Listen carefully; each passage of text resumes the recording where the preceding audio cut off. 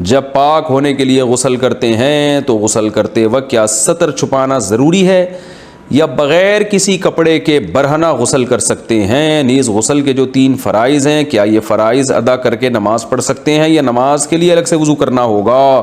آج کل لوگ اسی طرح نہاتے ہیں، گئے اور ظاہر ہے شاور لیا اور نکل آئے پتلی گلی سے.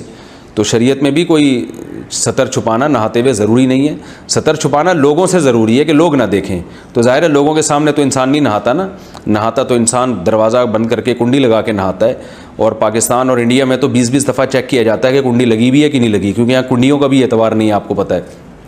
تو ایسی کنڈیشن میں اگر آپ مکمل برہنہ ہونے کے نہاتے ہیں تو اس سے کوئی فرق نہیں پڑتا، بالکل جائز ہے. رہا یہ مسئلہ کہ اسی غسل سے نماز پڑھ سکتے ہیں، تو اگر آپ نے غسل کے 3 فرض پورے کر لیے تو الگ سے وضو کرنا ضروری نہیں ہے، نماز ہو جائے گی.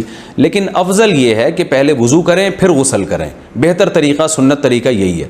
لیکن کسی نے وضو نہیں کیا اور غسل کے 3 فرض پورے کر لیے تو اب اس کو نئے سرے سے وضو کرنے کی ضرورت نہیں ہے، اسی سے اس کی نماز ادا ہو جائے گی.